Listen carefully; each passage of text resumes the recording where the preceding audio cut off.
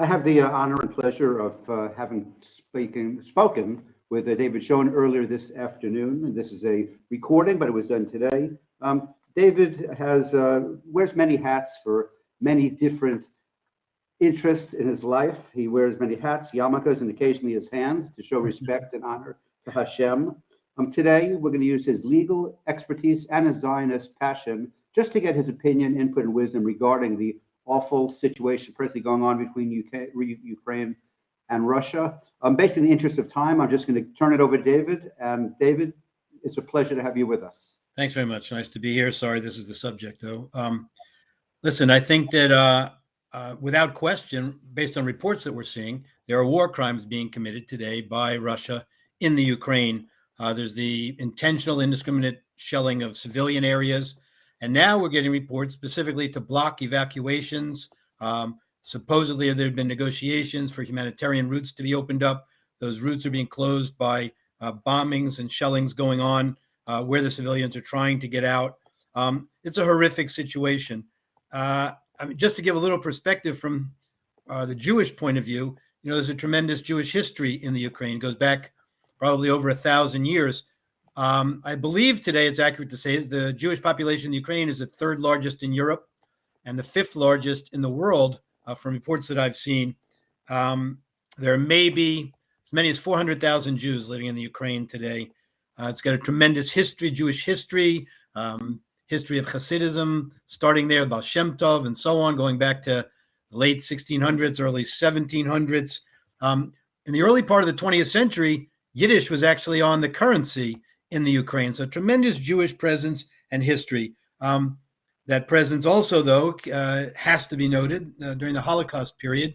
Some of the most horrific tragedies, probably around, we think, 900,000 Jews killed in the Ukraine. Estimates are something like 100,000 Ukrainian collaborators with the Nazis. Most famous massacre of all, of course, was Babi Yar. Some 33,771 Jews, is the figure generally used, killed within a 2-day period in September of 1941. So there's a long history for Jews there.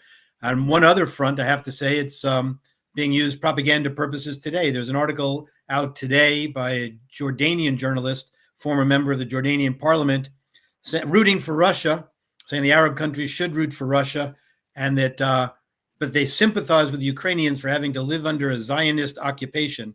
As many of the viewers know, I'm sure, the leader of the Ukraine is Jewish, Mr. Zelensky.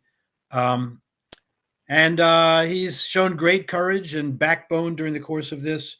Not clear at all where this thing is going. Obviously, Mr. Putin's getting more than he had planned for, but seems to just have a brutal agenda.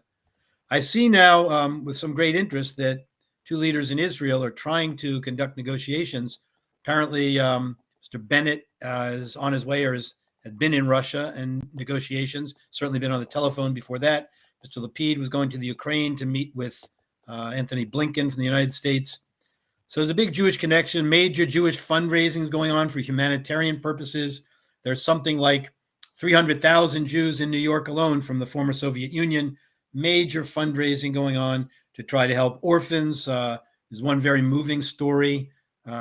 Stand With Us did a piece on actually about a group of orphans being rescued.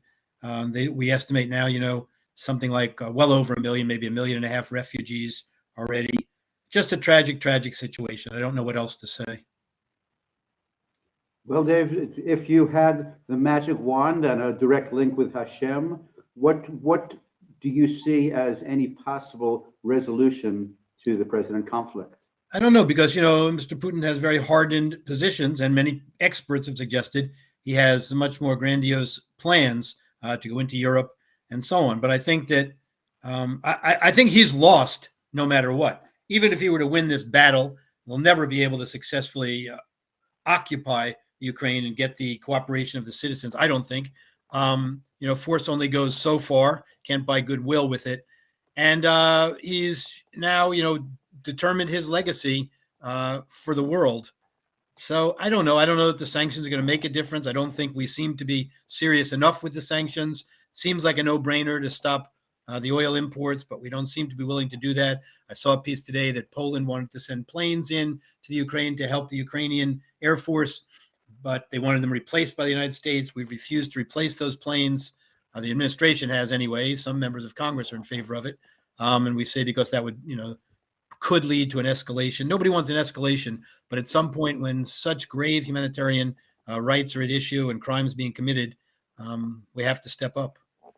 Although we understand that Ukraine is not part of NATO, basically, functionally, Ukraine acts as a buffer zone between Russia and NATO. So why do you think that NATO is risking Russia taking over Ukraine and then having just a border where Russia can do whatever they want with NATO? And based on Putin's history, he wouldn't hesitate to do so. Yeah, I guess one word, nukes.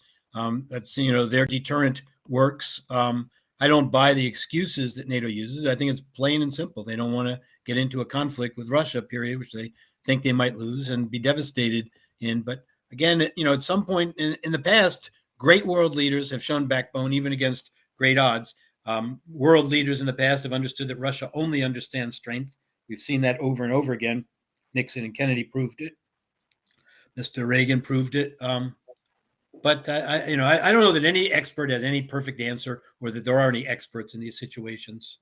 My last question, just regarding your opinion, is when Elon Musk goes and is willing to compromise his wealth and income and suggests that we do more oil production in America, and yet Biden continues to purchase petroleum products from Russia.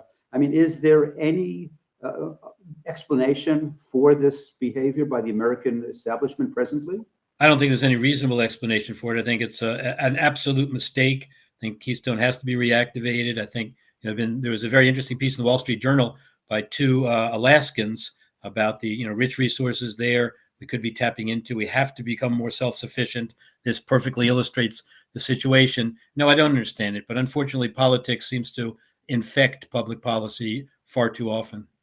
It's interesting that from my perspective, living here in South Texas, that Texas, if put on a world map, is among the 10 top oil-producing regions in the world. And yet our present administration is curtailing our own production. I know I have friends within 100 miles of me who have oil wells, but they're being discouraged as to whether or not to produce. Doesn't make any sense. I think that has to be exposed more and more. And, people have to speak out. That's all. I always appreciate you spending the time with us. I know how busy your schedule is. Perhaps sometime over the next few months we can actually sit more leisurely live. But for now, enjoy or be productive with the rest of your day. And it's always a pleasure. Thank you very much. My pleasure. Thank you.